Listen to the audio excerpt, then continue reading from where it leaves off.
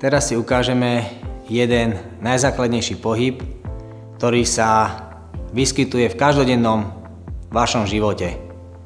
Či vystúpete z auta, či berete nejakú vec zo zeme, alebo si zaväzujete šňúrky. Je ním drep. Vypadá to, že drep vie urobiť absolútne každý. Veľmi jednoduché, banálne, ale opak je pravdou. Ale keď viete drep urobiť správne, máte vyhraté. Teraz si ukážeme, ako má vypadať správny drep. Správny drep začína v prvom rade zo základného postavenia, to je stoj. Hlava je v predĺžení trupu, ramená sú zafixované a ideme pomaly do drepu, kde ruky ťaháme smerom hore a dopredu.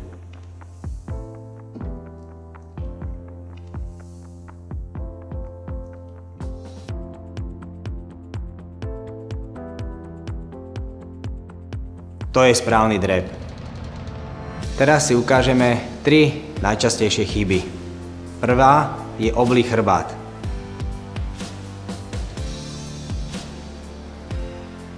Druhá je tlačenie kolien počas drepu k sebe.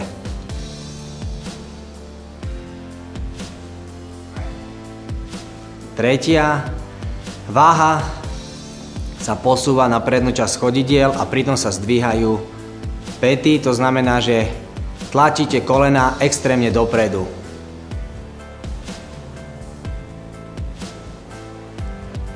Tak toto boli 3 drepy, ktoré sú nesprávne. Na záver si ukážeme ešte raz správny drep.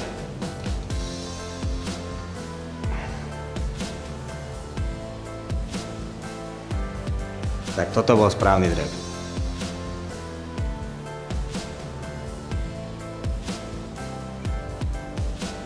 Ďalším cvikom je drep s rukami nad hlavou. Jedinú pomôcku, ktorú na to treba, je obyčajná palica. Palicu držíš nad hlavou, na širšie ako sú ramená a počas celého pohybu snažíš sa udržať ruky a chrbát v jednej línii.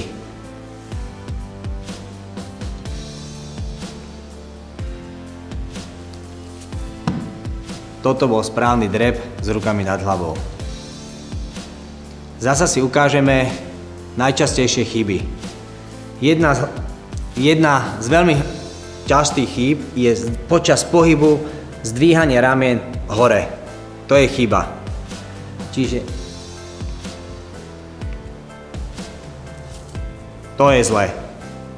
Druhá chyba je, že nielenže zdvíháš ramena hore, ale zároveň máš aj oblý chrbát.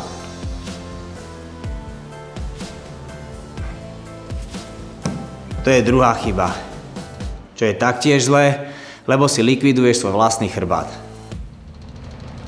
Čiže si ešte raz ukážeme, ako má vyzerať správny drep s rukami nad hlavou.